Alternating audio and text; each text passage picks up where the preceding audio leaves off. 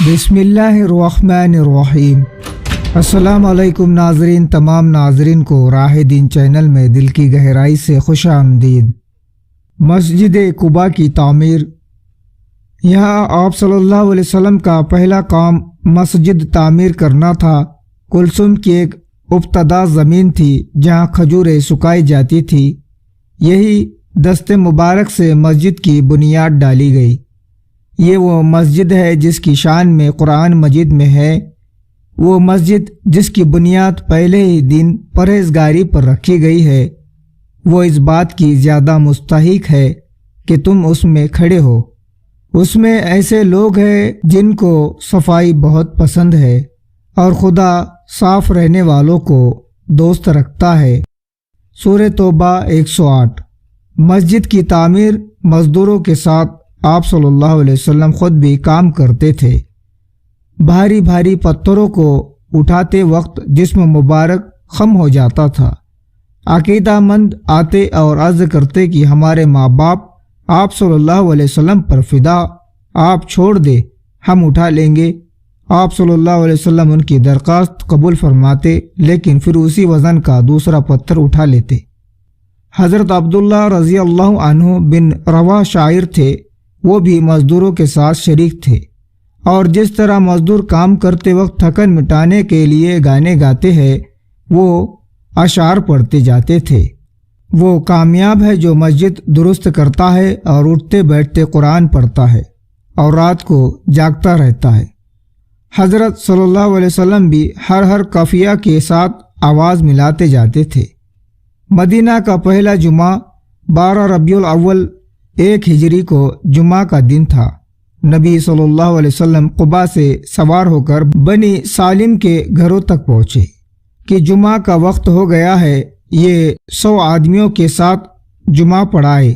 یہ اسلام میں پہلا جمعہ تھا۔ آپ صلی اللہ علیہ وسلم نے خطبے میں فرمایا، حمد و ستائش خدا کے لیے ہے، میں اسی کی حمد کرتا ہوں، مدد و بخشش اور ہدایت اسی سے چاہتا ہوں، میرا ایمان اسی پر ہے، میں اس کی نافرمانی نہ کرتا ہوں اور نافرمانی کرنے والوں سے عداوت رکھتا ہوں۔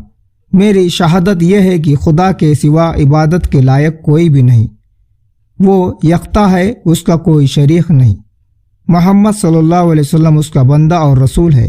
اسی نے محمد کو ہدایت، نور اور نصیحت کے ساتھ ایسے زمانے میں بھیجا جب کہ مدتوں سے کوئی رسول دنیا پر نہ آیا، علم گھٹا اور گمراہی بڑھ گئی تھی۔ اسے آخری زمانے میں قیامت کے قریب اور موت کے نزدیک وقت بھیجا گیا، اور جس نے ان کا حکم نہ مانا وہ بھٹک گیا، درجہ سے گر گیا اور سخت گمراہی میں پھنس گیا ہے۔ مسلمانوں، میں تمہیں اللہ کے تقوی کی وصیت کرتا ہوں۔ بہترین وصیت جو مسلمان کو کر سکتا ہے یہ ہے کہ اسے آخرت کے لیے آمادہ کر دے اور اللہ سے تقوی کے لیے کہے۔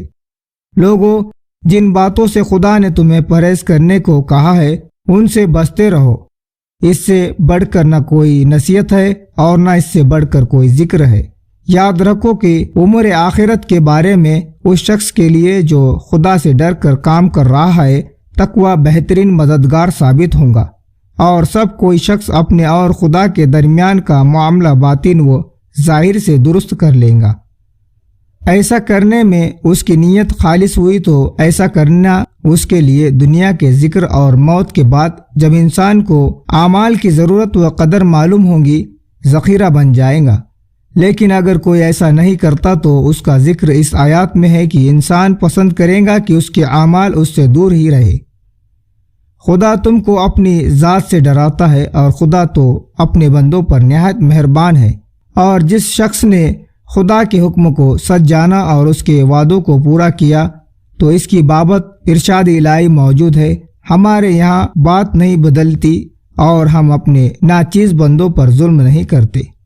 مسلمانوں، اپنے موجودہ اور آئندہ ظاہر اور خفیہ کاموں کو اللہ سے تقوی کا پیش نظر رکھو، کیونکہ تقوی والوں کی بدیاں چھوڑ دی جاتی ہے اور اجر بڑھا دیا جاتا ہے۔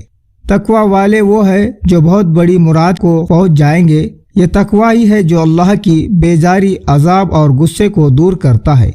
یہ تقوی ہی ہے جو چہرے کو درخشاں پروردگار کو خوشنودو اور درجہ کو بلند کرتا ہے۔ مسلمانوں حج اٹھاؤ مگر حقوق الہی میں فروگزاشت نہ کرو۔ خدا نے اسی لیے تم کو اپنی کتاب سکھائی ہے اور اپنا راستہ دکھایا ہے کہ راستہ بازوں اور کاذبوں کو الگ الگ کر دیا جائے۔ لوگوں، خدا نے تمہارے ساتھ عمدہ برتاؤ کیا ہے، تم بھی لوگوں کے ساتھ ایسا ہی کرو، اور جو خدا کے دشمن ہیں انہیں دشمن سمجھو اور اللہ کے راستے میں پوری ہمت اور توجہ سے کوشش کرو۔ اسی نے تم کو برگزیدہ بنایا اور تمہارا نام مسلمان رکھا تاکہ ہلاک ہونے والا بھی روشن دلائل پر ہلاک ہو اور زندگی پانے والا بھی روشن دلائل پر زندگی پائے۔ اور سب نیکیاں اللہ کی مدد سے ہے۔ لوگوں، اللہ کا ذکر کرو اور آئندہ زندگی کے لیے عمل کرو، کیونکہ جو شخص اپنے اور خدا کے درمیان معاملوں کو درست کرتا ہے، اللہ تعالیٰ اس کے اور لوگوں کے درمیان معاملہ کو درست کر دیتا ہے۔ ہاں، خدا بندوں پر حکم چلاتا ہے اور اس پر کسی کا حکم نہیں چلتا۔ خدا بندوں کا مالک ہے اور بندوں کو اس پر کچھ اختیار نہیں۔ خدا سب سے بڑا ہے اور ہم کو نیکی کرنے کی طاقت اسی عظمت والے سے ملتی ہے۔ تو ناظرین، مجھے دیجیے اجازت، ملتے ایک دوسرے ویڈیو میں۔ السلام علیکم، اللہ حافظ۔ ہمارے چینل راہ دن کی کو سبسکرائب کریں اور بیل آئیکن ضرور دبائیں تاکہ آنے والی دوسری ویڈیو آپ کو مل سکے۔ شکریہ۔